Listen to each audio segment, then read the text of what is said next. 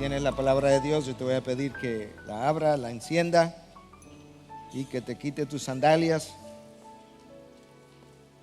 porque esto es terreno santo. Nosotros vamos a continuar nuestra serie en el libro de los Hechos, capítulo 9, en el día de hoy, donde habíamos parado por unos domingos debido en algunos casos a viajes míos, otros por otras circunstancias, pero ustedes todos estuvieron expuestos a la voluntad y a la exposición de la palabra de Dios vía otros siervos del Señor que fueron igualmente usados, y damos gracias a Dios por ello. Pero quería continuar hoy nuestra serie en este libro que dijimos de un principio podría ser titulado el libro de los Hechos del Espíritu Santo por medio de los apóstoles. Y quería conectarlos con la última parte que nosotros habíamos visto. Nosotros habíamos leído hasta el versículo 31 del capítulo 9 y habíamos dejado a Pablo en Tarso. Pablo se había convertido, Dios había convertido a Pablo. Pablo había comenzado a ministrar, había comenzado a predicar, había hecho algo de eso en Damasco, la ciudad hacia la cual él se dirigía cuando Dios lo encontró, y ahí recibió oposición, y entonces bajó a Jerusalén, comenzó a hacer la misma cosa, y ahí también encontró oposición. Y déjame leerte los últimos dos versículos que habíamos leído del texto anterior, que son los versículos 29, los últimos 3 al 31, y esto es lo que habíamos ya revisado. También hablando de Pablo, también hablaba y discutía con los judíos helenitas, mas estos intentaban matarlo. Pero cuando los hermanos lo supieron, lo llevaron a Cesarea y de allí lo enviaron a Tarso. Entre tanto, la iglesia gozaba de paz por toda Judea, Galilea y Samaria, y era edificada, y andando en el temor del Señor y en la fortaleza del Espíritu Santo seguía creciendo. Tú puedes ver en esos versículos que la vida de Pablo desde un inicio se caracterizó por la persecución, y sobre todo en Jerusalén.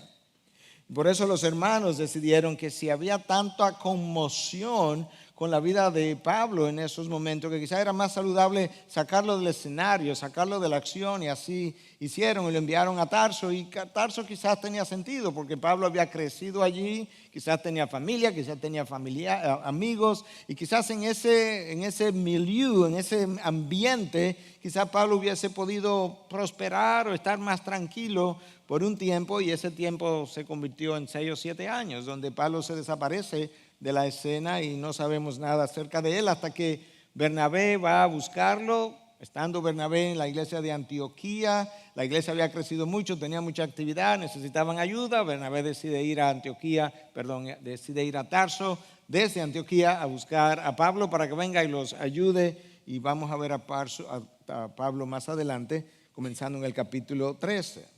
Pero mientras tanto, mientras Pablo está en Tarso, está ahí tranquilo, ¿qué estaba pasando? Bueno, una parte la comenzamos a leer aquí mismo, ya yo te la leí. La iglesia gozaba de paz por toda Judea, Galilea y Samaria. Hubo como que sacar a Pablo para que hubiera paz. Y era edificada.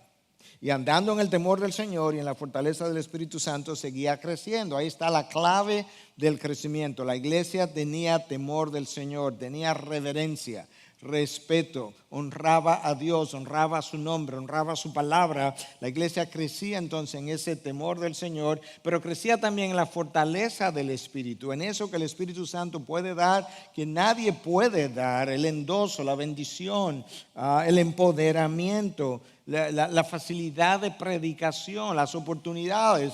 Todo eso tenía que ver justamente con el favor de Dios vía la fortaleza del Espíritu de Dios, para lo cual Dios nos dio su Espíritu.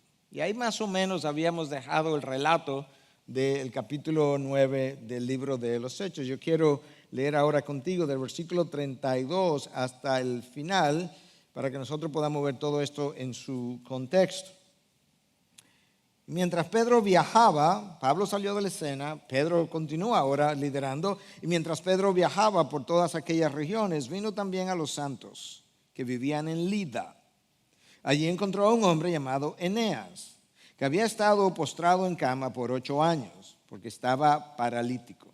Y Pedro le dijo: Eneas, Jesucristo te sana, levántate y haz tu cama. Y al instante se levantó. Todos los que vivían en Lida y en Sarón lo vieron y se convirtieron al Señor. Había entonces en Jope una discípula llamada Tabita, que traducido al griego es Dorcas. Esta mujer era rica en obras buenas y de caridad que hacía continuamente. Y sucedió que en aquellos días se enfermó y murió, y lavado su cuerpo lo pusieron en un aposento alto. Como Lida estaba cerca de Jope, los discípulos, al oír que Pedro estaba allí, le enviaron 2 hombres rogándole: no tardes en venir a nosotros. Entonces Pedro se levantó y fue con ellos. Cuando llegó, lo llevaron al aposento alto, y todas las viudas lo rodearon llorando, mostrando las túnicas y ropas que Dorcas solía hacer cuando estaba con ellas. Mas Pedro, haciendo salir a todos, se arrodilló y oró, y volviéndose al cadáver, dijo: Tabita, levántate. Y ella abrió los ojos, y al ver a Pedro se incorporó. Y él le dio la mano y la levantó, y llamando a los santos y a las viudas, la presentó viva. Y esto se supo en todo Jope, y muchos creyeron en el Señor. Y Pedro se quedó en Jope muchos días con un tal Simón curtidor de pieles y demás. Cuando tú lees esa historia, como que no hay mucho ahí que decir, en vista de que si conocemos los evangelios ya hemos visto milagros similares a estos que fueron hechos anteriormente por el mismo Jesús. Pero siempre hay algo en una historia que Dios haya inspirado y que Dios haya dejado, porque lo que se quedó escrito para nosotros fue escrito, dicen las cartas del Nuevo Testamento. De manera que esto, de alguna forma, es para ti y para mí. Aquí hay 4 personajes. Aquí está Pedro, aquí está Eneas, aquí está Tabita y aquí está Simón el curtidor. Aquí hay 3 ciudades que son mencionadas. Está Lida, Sarón, Jope. Y aquí hay 2 milagros. Un paralítico que no sabemos de qué manera conocía Pedro o Pedro a él. Y hay una mujer, Dorcas, su nombre en griego, que ha muerto. Si tú revisas esos detalles que yo acabo de mencionar, yo creo que es más o menos obvio que los más importantes son los 2 milagros. Si tú remueves los 2 milagros de la narración, no hay narración.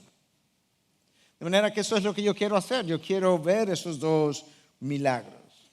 Y yo quiero exponer el texto de hoy respondiendo algunas preguntas. Para aquellos de ustedes que estuvieron en la clase de predicación, este primer módulo del fin de semana, estuvimos hablando ayer de lo que era un sermón deductivo y uno inductivo. De manera, esto es para un grupito muy pequeño, pero obviamente yo quiero que tú veas que esto es un sermón inductivo, porque por la manera como lo estamos abordando. Estamos haciendo preguntas que ahora vamos a tratar de explorar y responder a lo largo del desarrollo. Entonces, estas son mis preguntas. ¿Cuál es la importancia de estos 2 milagros? ¿Por qué Dios quiso dejarlos ahí para nosotros? ¿Quién lleva a cabo el milagro? ¿Cómo lo hizo? ¿Cuál fue el resultado de los milagros? ¿Es la primera vez que esos milagros ocurren? Los milagros resolvieron una gran situación, un muerto o una muerta, un paralítico. Si los milagros resuelven situaciones tan complejas y tan dolorosas como esas 2, ¿por qué Dios nos hace esos milagros más frecuentemente? El Evangelio de Juan habla de milagros, no habla de milagros, habla de señales, perdón. El Evangelio de Juan narra milagros, pero a ninguno le llama milagros, ni una vez. Juan prefiere el término señales. ¿Son esas 2 cosas distintas o son sinónimos para apuntar a una misma cosa? Y en el resto del tiempo que nos queda, eso es lo que nosotros queremos hacer, responder a esas preguntas. Y el texto que leímos comienza diciéndonos que Pedro comenzó a viajar por aquellas regiones. Pedro comenzó a salir de Jerusalén. Pedro era el líder de la iglesia de Jerusalén, pero quizás Pedro recuerda que la gran comisión, ir por todas las naciones y hacer discípulos, bueno, él comenzó a salir de Jerusalén y resulta que llega a un poblado de nombre Lida. Eso estaba como unos 40 kilómetros de Jerusalén y se estima que él pudo haber llegado hasta allí como en un día. Imagino que a caballo, porque no sé si en un día tú puedes hacer 40 kilómetros. Bueno, pero sí, un maratón tiene 42 kilómetros y hay gente que lo hace en menos de 3 horas. De manera que Pedro fue como a un día de distancia y llegó ahí a Lida y fue a visitar, dice el texto, a los santos. ¿Por qué eso es importante? Bueno, porque si habían santos allá, implica que ya la fe se había extendido hasta allá. De manera que Pedro no es el primero que lleva el evangelio porque él fue a visitar a los santos. Si no dice que fue a visitar a un paralítico, él fue a conocer de sus hermanos en la fe, quizás averiguar cómo estaban desarrollándose, cuáles eran las dificultades que estaban teniendo. El término que Lucas prefiere a lo largo de su libro para referirse a nosotros es el término de discípulos. Pero en esta ocasión, en este relato, él usa el término santos 2 veces porque ciertamente eso es como somos. Si piensa que santo significa apartado, bueno, personas que han sido apartadas por Dios del mundo, ¿verdad?, de pecado y del mundo de condenación, y lo ha traído a la salvación. Pedro fue allí, quería saber de estos hermanos, y cuando llega allá, de alguna forma lo pusieron en contacto con un hombre de nombre Eneas. El texto no nos dice si Pedro conocía de Eneas anteriormente y parte de la razón de su visita se obedecía a eso o no. Yo diría que probablemente no, porque no dice nada en cuanto a la motivación de Pedro para ir, sino que quería conocer de los santos. Y nos habla de un hombre que estaba paralítico por 8 años. Si tú piensas en eso y sigues leyendo y no eres médico, probablemente no te percatas lo que una parálisis de 8 años haría, pero yo puedo imaginarme a un hombre que ha perdido mucha masa muscular, que luce extremadamente delgado, no solamente por la grasa que no tiene, sino por la masa muscular que no tiene, que está extremadamente débil, que probablemente tiene ulceraciones en los glúteos y otras, quizá la espalda y otras áreas que tienden a ocurrir aún hoy en día y aún cuando estos pacientes están a veces en centros donde se les cuida, tienden a desarrollar estas úlceras. De manera que yo me imagino un hombre en esas condiciones. Lucas no nos da detalle, a pesar de que era médico, no nos da detalle de sus condiciones. Pedro llega donde él y Pedro le dice: Eneas, Jesucristo te sana, levántate y haz tu cama. Oye, eso fue un milagro. ¿Cuántos de ustedes tienen tanto tiempo diciéndole a sus hijos, haz tu cama, y no la hacen?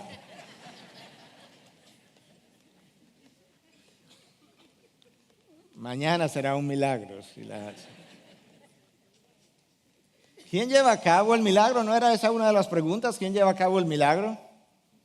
Es obvio ahora quién lleva a cabo el milagro. Eneas, Jesucristo te sana. No hay nada que llame la atención sobre la persona de Pedro, a diferencia de los sanadores de hoy en día. Pedro no tiene ningún interés que Eneas siga hablando de él, que llame gente para que vengan a ver a Pedro. No, Jesucristo te sana y haz tu cama. Pedro fue simplemente un instrumento del poder de Dios. Y en su calidad apostólica, Pedro tenía una autoridad y un conocimiento que tú y yo no tenemos. Nosotros nos atrevemos, bueno, hay gente que se atreve, pero nosotros nos atrevemos cuando oramos por sanación, decirle a alguien, levántate y anda, porque muchas veces no va a ocurrir. Pero Pedro tenía una autoridad delegada en su calidad de apóstol, una autoridad apostólica y un conocimiento de las circunstancias que le permitía hacer estas cosas. Y la función entonces de ese milagro es confirmar a Pedro en un momento dado como uno de los enviados de uno de los siervos de Dios y confirmar el mensaje de Pedro. De hecho, tú ves eso aún en la vida de Jesucristo. En un momento dado, Jesucristo está confrontando a la población que no cree en Él y le dice, aunque a mí no me creáis, si no me quieren creer, ok, pero déjame crear el argumento con ustedes. Creed las obras. Entonces, si no me quieren creer lo que yo enseño, pues miren las obras. Creer las obras para que sepáis y entendáis que el Padre está en mí y yo en el Padre. En otras palabras, Cristo apunta a los milagros que Él hacía para que ellos pudieran llegar a entender y a saber, yo soy un enviado del Padre, el Padre está en mí y yo en Él. Si no quieren creer lo que yo digo, está bien, pero las obras están ahí. Ellas apuntan a mí, ellas me confirman. Y si me confirman a mí como mensajero, confirman entonces el mensaje. Y eso es lo que ustedes tienen que creer. Tú puedes ver eso aún en la vida de Nicodemo. Nicodemo pensaba en este sentido que Cristo habló. Porque Nicodemo va donde el Señor, miembro del Sanedrín. Nicodemo va de noche por temor a los judíos y le dice: Maestro, Rabí, Raboní, sabemos que Dios está contigo. Oye, Nicodemo se introdujo no como una lisonja, sino yo sé que Dios está contigo. Cristo no le preguntó por qué, porque él inmediatamente responde: porque yo sé que Dios está contigo, porque nadie, Nicodemo fue bien absoluto, nadie puede hacer las obras que tú haces si Dios no está con él. En otras palabras, Nicodemo está ayudándonos a nosotros a entender que ciertamente los milagros lo que hacen es confirmar el mensaje y el mensajero. Nadie puede hacer las obras que tú haces si Dios no está con él. Entonces, como Dios está contigo, dime cómo se entra al reino de los cielos. Hizo Cristo, entonces le dice: nadie puede ver el reino de los cielos a menos que nazca de nuevo primero. Y Nicodemo está como: no entiendo, ¿cómo que nace? ¿Cómo puede uno entrar de nuevo al vientre de su madre otra vez? Nicodemo, tú eres maestro de los judíos, tú eres miembro del Sanedrín, tú eres uno de los fariseos y tú no sabes esto. Y Jesús se muestra un tanto enigmático para ayudarlo a pensar. Entonces sí, el milagro confirma el mensaje y el mensajero. ¿Cómo yo sé que Pedro fue confirmado de esa manera en este caso? Por el resultado del milagro. Esa era otra de las preguntas. ¿Cuáles fueron los resultados del milagro? Estamos con el primero. ¿Cuál fue el resultado del milagro? Versículo 34, el hombre caminó. Pedro dice: Pedro, Eneas, levántate, anda, haz tu cama. Él se paró y se fue. Ahí no hubo ninguna duda. Si Nicodemo hubiese estado ahí, hubiese tenido que decir: Dios está con Pedro. Porque nadie puede hacer ese tipo de obras si Dios no está con él. Y el segundo resultado de este milagro está en el versículo 35. Dice que todos los habitantes de esta pequeña ciudad, Lida, se convirtieron. Y lo de Sarón, eso es increíble. No sabemos cuánta gente tenía, quizás probablemente no era un pueblo muy grande, pero suponte que tuviera 500 personas, que sería casi una aldea. Dice que todos los que vivían en Lida y en Sarón lo vieron y se convirtieron al Señor. ¿Y cómo se convirtieron al Señor? Bueno, yo creo que es fácil deducir que Pedro predicó el Evangelio. De manera que el mensaje y el mensajero quedaron confirmados. Mira cómo lo dice el texto literalmente. Todos los que vivían en Lida y en Sarón lo vieron y se convirtieron al Señor. No a Pedro, no a la iglesia de Jerusalén, al Señor. Ahora, no hay duda, tan pronto tú piensas en este hombre por 8 años en una cama y las condiciones que te describí de quizá de deterioro físico, no hay duda que este milagro produjo una mejoría sustancial, astronómica, si tú quieres, en la calidad de vida de Eneas. No hay duda de eso. Pero esa mejoría fue temporal porque él iba a envejecer y se iba a morir. Imagínate ahora que Eneas hubiese tenido una mejoría de la calidad de vida de esa manera y que no hubiese recibido salvación. Su milagro no lo hubiese servido por mucho tiempo. Porque al lado de la eternidad esto es como un abrir y cerrar de ojos. De manera que en esta visita de Pedro a Lida lo más importante no es el milagro. Es la conversión de todos los habitantes de Lida y de Sarón. El milagro simplemente es lo que Dios usa para confirmar el mensaje y el mensajero para que ellos crean. Pero Dios estaba detrás de la conversión de ellos. Pudiéramos decirlo de esta manera. Con frecuencia le hablo de que todo evento tiene 2 lecturas. Desde el punto de vista humano, Pedro fue a Lida a sanar a un paralítico. Desde el punto de vista de arriba, no, Pedro fue a Lida y a Sarón para que Dios salvara a todos los habitantes de esa pequeña comarca y usó el milagro para que dicha salvación ocurrir. Si tú analizas lo que pasó ese día en ese lugar, el mayor problema de esa ciudad ahí o de ese grupo de personas no lo tenía Eneas. No. El mayor problema lo tenían los que no conocían a Cristo y que iban camino a la condenación. Y nosotros tenemos que acostumbrarnos, hermanos, a ver las cosas de esa manera. Sin la cura de la enfermedad, el paralítico hubiese sufrido, claro, estaba sufriendo, hubiese sufrido por unos años más. Pero sin la cura de la enfermedad del alma, aquellos que creyeron ese día hubiesen sufrido por el resto de la eternidad. ¿Cuál de esos dos males es peor? Lamentablemente nosotros no lo vemos así porque nosotros seguimos con nuestros valores invertidos. El hombre, déjame traerlo más cerca a la casa, el cristiano con frecuencia, con mucha frecuencia, vive orando para que Dios sane y resuelva sus problemas físicos. Yo mismo he pedido por asuntos físicos. Y el cristiano con frecuencia vive pidiendo para que Dios sane asuntos temporales, de diferente naturaleza. A veces entre esposos, a veces entre padres e hijos, a veces novios, a veces amigos, a veces pastores y ovejas.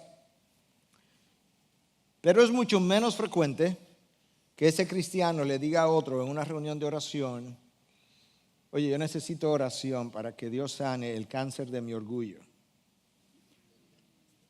o de mi rebelión. Es más frecuente que es que no puedo con esta jaqueca continuamente. Oye, toda la semana me está volviendo loco. Pero es raro que alguien diga: oye, ora por mí porque yo no puedo con estos celos, estas envidias, estos orgullos, esta lujuria. ¿Tú has oído algo así? Para que vengan y me cuente, porque así yo no lo he oído. ¿Te das cuenta que nosotros seguimos creyendo que nuestros problemas primarios son físicos y son los temporales? Nuestros problemas mayores son eternos y no son físicos, son del alma. Quizás esta historia, similar pero distinta, en el misterio de Jesús, pero que tiene que ver con un paralítico, nos ayuda a entender algo de eso. Tú recuerdas de este paralítico que le trajeron a Jesús y como los 4 amigos se lo trajeron, 4 amigos que tenían fe. Y como el paralítico no podía hacer nada por él, estos amigos vinieron y como no podían entrar y ellos tenían tanta fe, quizás eran un poco egocéntricos porque lo subieron por la azotea, por el techo, le abrieron un agujero al techo, no importa lo que el dueño piense, lo bajaron y lo bajaron para que lo sanara. ¿Tú recuerdas lo que Cristo le dijo en primer lugar, verdad? Tus pecados te son sanados. Tú me has traído un hombre paralítico para que yo lo sane. Ese no es su problema primario. Su problema primario son sus pecados. Escucha el relato de Marcos 2. Hijo, tus pecados te son perdonados. Pero estaban allí sentados algunos de los escribas, los cuales pensaban en sus corazones: ¿por qué habla este así? Porque era Dios. Está blasfemando. O sea, Dios blasfemando. ¿Te imaginas? ¿Quién puede perdonar pecados sino Dios? Exactamente. Y al instante Jesús, conociendo en su espíritu que pensaba de esa manera dentro de sí mismo, les dijo: ¿por qué pensáis estas cosas en vuestros corazones? ¿Qué es más fácil decir al paralítico: tus pecados se son perdonados? O decirle: levántate, toma tu camilla y anda. ¿Para qué son los milagros? ¿Para qué? Para confirmar el mensaje y el mensajero. Escucha a Jesús ahora. Pues para que sepáis que el Hijo del Hombre tiene autoridad en la tierra y para perdonar pecados, dijo el paralítico, a ti te digo: levántate, toma tu camilla y vete a tu casa. Para que sepáis que yo soy, el mensajero, para que sepáis que mis palabras tienen vida eterna, que yo soy el Mesías que ustedes esperaban. Entonces, para que sepáis eso, levántate y vete a tu casa. A Jesús le traen el paralítico para que lo sane. Él dice: no, déjame perdonarlo primero. Piensa por un momento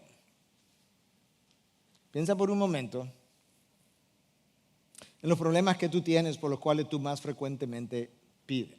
Piensa por un momento, quizás son relacionales, pero quizás son económicos. Quizás son en el trabajo, quizás con tu esposa, esposos, hijos, compañeros del trabajo, vecinos. Problema con tus deudas. Yo no quiero minimizar la magnitud, el peso de ninguna de esas cosas, de verdad que no. Pero cuando lo pone al lado del problema del alma, de mi corazón, de mi mente, que muchas veces ha generado esos problemas, eso ni se compara. Ni se compara. Obviamente no todos mis problemas son generados por pecados, pero una gran mayoría. A veces míos, a veces del otro, a veces de la interacción de tu pecado con el mío, a veces de vivir un mundo de pecado. Pero nosotros necesitamos como ver estos milagros y decir, y poder pensar un poco más y decir, realmente detrás de estos milagros hay otras enseñanzas. Y aunque estos milagros mejoran las condiciones de vida de la gente significativamente, ellos siguen siendo temporales y ellos no resuelven el problema del alma. Quizás eso comienza a responder otra de las preguntas que yo hice al principio. Si estos milagros resuelven tantos problemas físicos y de tal magnitud, ¿por qué Dios no los hace más frecuentemente? Porque Dios dice, lo que yo quiero hacer más frecuentemente, ¿qué cosa es? Es resolver los problemas eternos y del alma que son prioritarios sobre los problemas físicos. Y eso Dios lo hace todos los días. Cientos y miles de personas diariamente son salvas por el poder del Evangelio. Todos los días. Ahora tú puedes saber por qué Dios hace frecuentemente milagros de esa naturaleza. La salvación, voy a hablar un poquito de eso más tarde, es el mayor milagro. Y es un milagro. Pero lo vemos tan comúnmente que ya estamos acostumbrados. Y ya no es un milagro, pero lo es. Porque lo mismo que se requiere para sanar un paralítico o levantar a un muerto es lo que se requiere para salvar a una persona. Intervención directa de Dios, de principio a fin. Segundo milagro, yo les decía que todo esto que está mencionado aquí hay dos eventos principales, dos milagros. Ya hablamos del primer milagro. El primer milagro es la parálisis de este hombre, Eneas, que fue sanado. El siguiente milagro ocurre en otra ciudad, la ciudad de Jope. La ciudad de Jope hoy en día es Jaffa, en Israel. Está a unos 18, 20 kilómetros de Tel Aviv. Nosotros estuvimos ahí en diciembre, de hecho, pasamos muy cerca. De manera que esta ciudad ha existido. Y Lucas, nos dice en su relato que en esa ciudad de Jope había una mujer que se llamaba Tabita. Y que Tabita era una mujer rica en obras de bien, que cosía, que había hecho muchas obras de caridad, aparentemente, y que las hacía continuamente. Pero el versículo 37 de nuestra narración nos dice que Tabita se enfermó y murió. Y cuando murió, lavaron su cuerpo, esa era la costumbre, y la pusieron en el aposento alto. Jerusalén tenía una costumbre y creencia en términos de los cadáveres distinta a lo que ocurría fuera de Jerusalén. En Jerusalén, si tú morías en Jerusalén, había que enterrarte antes de que el sol se pusiera. Por eso enterraron a Cristo el mismo día. Fuera de Jerusalén, la costumbre era que esperaban como 3 días. De hecho, el pueblo judío creía que, no es lo que la Biblia enseña, pero creía que en los primeros 3 días el alma como que seguía revoloteando alrededor del cuerpo. Y que nadie podía resucitar a un muerto después del tercer día, porque ya el alma se había alejado. El pueblo judío para la época de Cristo había oído de una resurrección que había ocurrido en la época de Eliseo y Elías. Ellos sabían, pero no después del tercer día. De manera que en la tradición judía, el resucitar a una persona después del tercer día no lo podía hacer ningún rabino ni ningún profeta como un Eliseo o un Elías, sino ¿quién? El Mesías. Era uno de los milagros mesiánicos. ¿Tú sabes qué pasó con Lázaro? Que a Jesucristo le dicen que Lázaro se enfermó y que ya tenía 2 días muerto. ¿Y tú sabes qué hizo Jesús? Que esperó 2 días más para llegar a donde Lázaro. ¿Tú sabes cuándo lo resucitó? Al 4.º día. ¿Tú sabes cuándo? Cuando ustedes piensan que el Mesías es el único que lo puede hacer, yo lo estoy haciendo en el 4.º día. Entonces ahora está esta mujer, Tabita, en el aposento alto. Está ahí todavía dentro de los 3 días que ellos tenían como creencia. ¿Sabe que esa creencia se ha extendido? En Haití se cree que en el vudú que ese espíritu revolotea como por 9 días. ¿Tú crees que tiene algo que ver con las misas de 9 días? Te lo dejo ahí de tarea. Bueno, ahí está Tabita, y entonces estos discípulos llamados santos también aquí se enteran que Pedro está por ahí, de manera que ellos piensan que Pedro puede hacer algo. Es verdad que está muerta, pero parece que Pedro ya viene confirmado. Ve a buscarlo. Y van a buscarlo, no estaba tan lejos, y Pedro consiente y va.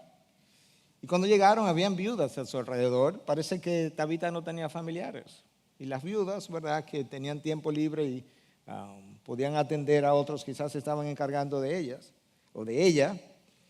Y Pedro manda a salir a toda la gente que está ahí. Tú ves otra vez a Pedro que no está tratando de llamar la atención. Él no quiere como una fanfarria ahora para que cuando yo levante a esta mujer todos vean que yo lo hice. No, salgan todos. Él se arrodilla, él ora y le dice: Tabita, levántate.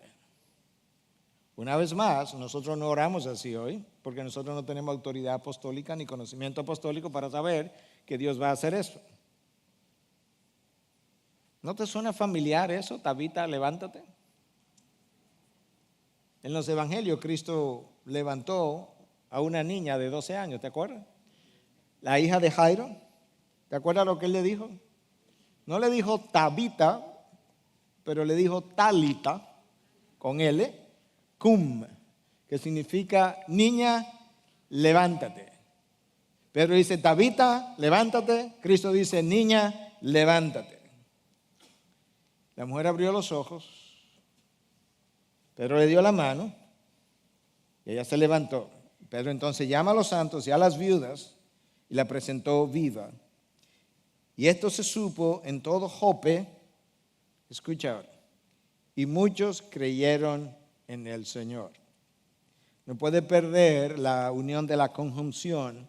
Se supo en todo Jope y muchos creyeron en el Señor. Otra vez, estas viudas estaban llorando, dice el texto, estaban tristes, amaban a Tabita, un gran dolor. Pedro la resucita, pero el mayor problema ahí no lo tiene Tabita en ese momento. Y si Tabita no era creyente, el texto no nos dice, pero si Tabita no era creyente, su mayor problema lo tenía ella cuando se murió y le están tratando de resolver su problema cuando regrese a este mundo para salvarla, para que pueda regresar entonces a donde ella pudiera pasar el resto de la eternidad con el Señor.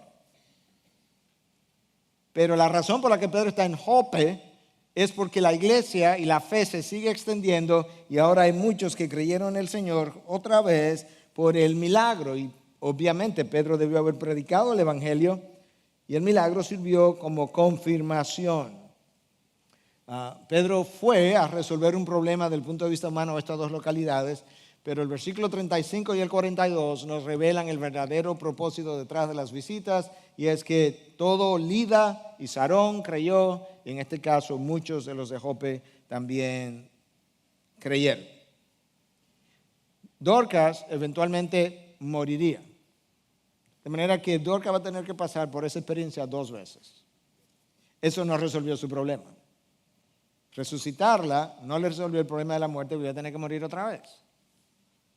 Pero sí, la salvación de esta gente trajo solución permanente a mucha gente. Yo estoy seguro que mucha gente se alegró de ver a Tabita otra vez resucitada. Pero si hubiesen entendido verdaderamente, tenían que haberse alegrado mucho más de ver gente que estaba muerta en delitos y pecados y que ahora tienen vida, y no vida temporal, sino vida eterna, y que jamás morirían. Eso sería un milagro todavía mucho más grande.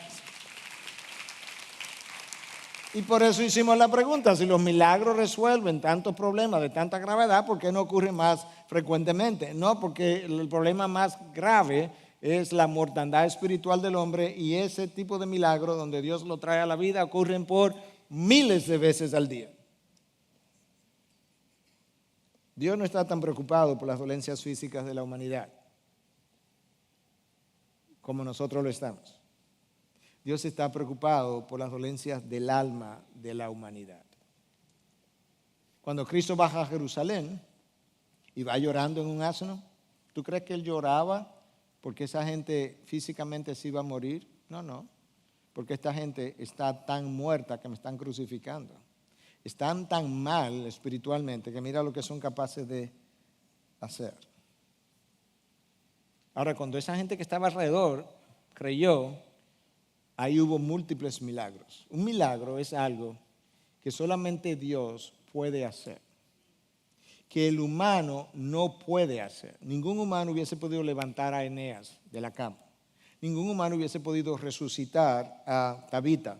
Ni ningún humano puede darse salvación a sí mismo o a otra persona. De manera que la salvación de alguien es un milagro en el sentido más estricto de la palabra. Ahora vamos a pensar, a meditar juntos hacia el final de este mensaje acerca de los propósitos de los milagros o hacia qué apuntan los milagros. Jesús sanó un número de personas, sanó de hecho un número de paralíticos. Hay pasajes que dice que le traían los paralíticos y todos sanaban. Pero hay un par de paralíticos que nosotros sabemos, conocemos mejor, un par de milagros. Uno el que mencionamos hace un rato, que cuando abrieron un agujero por el techo, y el otro tiene que ver con el paralítico que estaba en la piscina de Bethesda.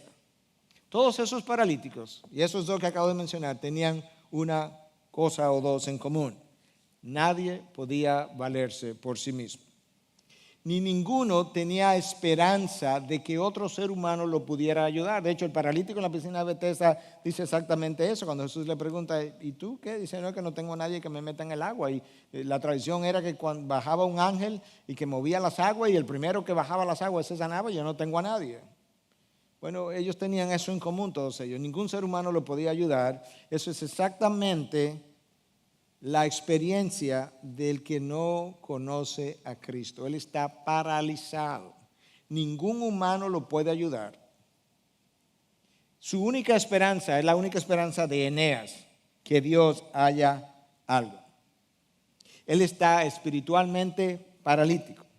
Él puede escuchar el evangelio, pero él ni siquiera puede pararse para responder al evangelio porque él no entiende el evangelio que está escuchando. Y lo que lo paraliza es cosa que nosotros hemos hablado en otras ocasiones. Su mente está en oscuridad.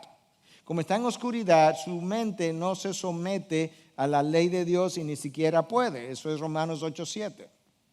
Y no solamente su mente está en oscuridad, su corazón es de piedra, su corazón no late por las cosas de Dios. No tiene pasión, las cosas de Dios no lo animan, no lo motivan. Y él no se puede mover porque su voluntad está esclavizada. Él no puede ni siquiera hacer esto porque él tiene un pecado que lo ata y no le permite moverse en la dirección de la salvación. Además, él no puede moverse porque él no quiere moverse. ¿Y por qué no quiere moverse? Porque él no tiene una perspectiva eterna. Él no está preocupado con lo que le va a pasar del otro lado de la eternidad. Su perspectiva es del aquí y del ahora. Y entonces todo lo que ocurre en el aquí y el ahora es lo que me preocupa. Si estoy paralítico físicamente, esa es mi preocupación. Si estoy paralítico espiritualmente, eso no me preocupa. ¿Y por qué no te preocupa? Porque eso tiene que ver con la otra vida y a mí no me interesa la otra vida. De hecho, yo ni pienso en esa otra vida. Él está paralizado porque Satanás lo engaña y él está paralizado porque el mundo lo seduce. Los milagros físicos de Jesús con frecuencia ilustraban e ilustran la condición espiritual del hombre. Quizás el que más fácil nosotros pudiéramos ver por ciertas connotaciones que esta enfermedad tenía en el pasado es la lepra. La lepra hacía que la persona que la sufría fuera declarada inmunda.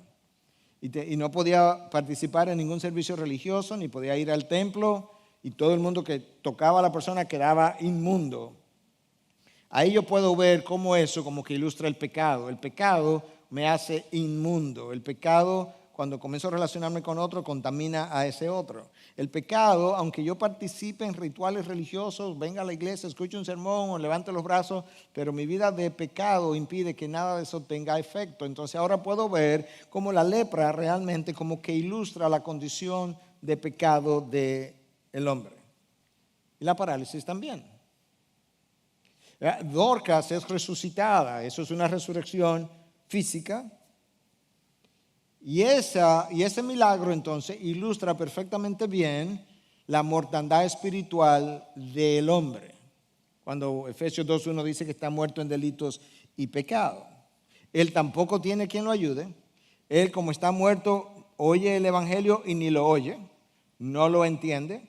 Él no puede responder a las cosas de Dios y también está paralizado.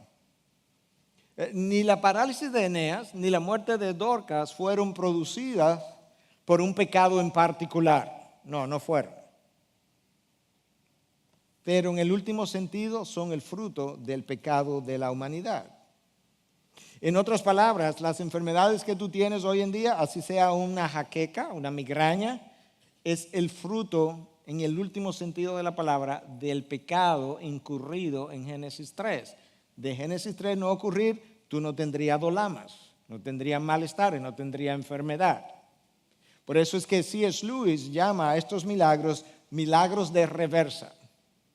En otras palabras, los milagros como que tienden a revertir el daño que la caída produjo, porque devuelven al hombre a la condición de sanidad física en cuanto a esa parte de su cuerpo se refiere. De manera que cada milagro que Jesús hizo o que los apóstoles hicieron apuntaban a esa realidad presente. Es como revertir los efectos de la caída, pero apuntaban a una realidad ulterior. Es como un viso de algo que tú debieras estar esperando. ¿Te acuerdas lo que cantamos? Que tú enmendarás todo lo que hay, lo enmendarás. Los milagros nos recuerdan de que lo que está roto será enmendado, que lo que está caótico será organizado, que lo que no tiene orden cobrará orden otra vez. Los milagros de Jesús nos recuerdan que esto que es fruto del pecado del hombre, en este tiempo, de este lado de la gloria, llegará un momento en que será puesto junto, put together otra vez, y entonces podrás tener el verdadero reposo. Moisés saca al pueblo de Egipto y lo lleva al desierto y de ahí a la tierra prometida, pero ¿sabes qué? Eso era solamente un símbolo para apuntar a una verdadera tierra prometida con un verdadero reposo eterno. Las realidades presentes en el plan de redención de Dios apuntaban y apuntan a realidades ulteriores, igual que los milagros. Escucha cómo el autor de Hebreos capítulo 4, a partir del versículo 8 lo dice. Porque si Josué los hubiera dado reposo, Josué fue el que lo entró a la tierra prometida, esa era la tierra de reposo. Pero Hebreos dice, él no le dio reposo. Porque si Josué les hubiera dado reposo, Dios no habría hablado de otro día después de ese. Queda, por tanto, un reposo sagrado para el pueblo de Dios, pues el que ha entrado a su reposo, él mismo ha reposado de sus obras, como Dios reposó de las suyas. Por tanto, esforcémonos por entrar en ese reposo, no sea, escuche, que alguno caiga siguiendo el mismo ejemplo de desobediencia. En este reposo en el que Josué no pudo entrar al pueblo, allí sí habrá descanso. Allí no habrá muerte, allí no habrá enfermedad, allí no habrá lágrima, allí no habrá dolor. Estos milagros simplemente servían para confirmar en el presente el mensaje y el mensajero y para apuntar hacia ese tiempo futuro, esa tierra prometida donde nosotros jamás estaremos padeciendo de ninguna enfermedad, dolama, muerte. Una tierra verdaderamente como tu alma anhela. De este lado de la gloria, espera dolor, insatisfacciones, decepciones, llanto, lágrima. Hermano, Jesús nunca te prometió, lo hemos dicho otras veces, una vida sin dolor. Creo que la cruz es el mejor ejemplo de que no sería así. Pero de la misma manera que la cruz estuvo llena de significado y de propósito y de sentido, de esa misma manera Dios ha prometido que tu dolor en sus manos está llena de propósito, de sentido y de significado. Esa es su promesa. Y que como está llena de eso, si no lo puedes ver, que crea que es verdaderamente así. Sacar al pueblo de Egipto para llevarlo a la tierra prometida que Dios había jurado a Abraham, simplemente era un simbolismo para decirte, yo te estoy llevando al verdadero reposo. Mientras tanto, de este lado, el pecado paraliza y esclaviza. Jesús te libera y te suelta. El pecado de este lado enceguece al hombre y Jesús abre los ojos. Cada ciego que Jesús sanó apuntaba a la sanación de la ceguera espiritual que solamente Jesús podía dar. El pecado mata al hombre, Jesús da la vida. El pecado oscurece tu mente, Jesús la ilumina. El pecado te condena y condena al otro, Jesús te perdona y te declara no culpable. De este lado de la eternidad seguirás sufriendo deterioro físico de nuestros cuerpos. Yo relajo continuamente. Digo, cuando yo comencé a pastorear, yo no tenía canas. Ahora las ovejas me han llenado de canas. No, los años. Ahora, nada de eso, hermano, es pecado. El envejecimiento no es pecado, tus enfermedades, tú lo sabes, no es pecado, pero son el fruto del pecado del hombre que desobedeció a Dios. Por eso no puedes tener tu esperanza puesta en esta tierra, tu esperanza no puede estar en este gobierno. Pastor, pero parece que usted no es de este gobierno. No, ni en este gobierno, ni en el venidero, ni en el anterior, ni en el gobierno de ninguna otra nación. Tu esperanza está en el gobernador del universo. Esa es tu esperanza hoy, mañana, ayer y por siempre, ninguna otra. El salmista lo entendió. Escucha al salmista escribiendo en diferentes salmos. ¿De dónde vendrá mi socorro? Mi socorro viene del Señor que hizo los cielos y la tierra, del gobernador de la creación. Salmo 121. Tú eres mi socorro y mi libertador. Salmo 40:17. Porque tú has sido mi socorro y a la sombra de tus alas canto gozoso. Salmo 63:7. Tú escuchaste esa última parte. Tú has sido mi socorro, lo que implica que estaba en dificultad. Entonces fui y me socorrí. Y a la sombra de tus alas canto gozoso. Mis circunstancias no han cambiado. ¿Y qué cambió? Que salí corriendo para donde ti. ¿Y dónde estoy? Debajo de tus alas. Ahí yo puedo cantar gozoso mientras yo espero por el reposo eterno. Si el Señor no hubiera sido mi socorro, dice el salmista en 94:17, pronto habría habitado mi alma en el lugar del silencio. Me hubiera muerto. Mi distrés emocional fue tanto que si el Señor no hubiese sido mi socorro, ya yo hubiese estado en el lugar del silencio. ¿Dónde es eso? En la tumba. Cada milagro apuntaba a esta realidad en otro tiempo, en otra ciudad. No la ciudad del hombre, la ciudad de Dios. La nueva Jerusalén que nosotros veremos, a la cual entraremos, en la cual reposaremos. Y escucha cómo entonces, y con esto cierro mi mensaje, Apocalipsis 21 del 1 al 7, cómo concluye. Y vi un cielo nuevo y una tierra nueva, porque el primer cielo y la primera tierra, esta es esta donde estamos, este es un planeta desechable, hermano. Yo quiero que lo entiendan. Las temperaturas están subiendo, los polos se están descongelando. Sí, es que esto es desechable, todo eso es desechable, y el mar ya no existe. Y vi la ciudad santa, la nueva Jerusalén, que descendía del cielo de Dios, preparada como una novia ataviada para su esposo. Y entonces oí una gran voz que decía desde el trono: he aquí, el tabernáculo de Dios está entre los hombres, y Él habitará entre ellos, y ellos serán su pueblo, y Dios mismo estará entre ellos. Él enjugará toda lágrima de sus ojos, y ya no habrá muerte, ni habrá más duelo, ni clamor, ni dolor, porque las primeras cosas pasaron. Esas son estas. Y el que está sentado en el trono dijo: he aquí, yo hago nueva todas las cosas. Y añadió: escribe, porque estas palabras, escribe, que no lo olviden, que se quede para la eternidad. Estas palabras son fieles y verdaderas. También me dijo: hecho está. No es que lo voy a hacer, hecho está. Solamente espera verlo, pero hecho está. Yo soy el alfa y la omega, el principio y el fin. Escucha, esto es para ti, todo es para ti. Al que tiene sed, yo le daré gratuitamente de la fuente del agua de la vida. El vencedor heredará estas cosas, y yo seré su Dios y él será mi hijo. Personalmente te voy a conocer, la ciudad de Dios. Por eso tú esperas, donde tu alma anhela llegar, ¿o no?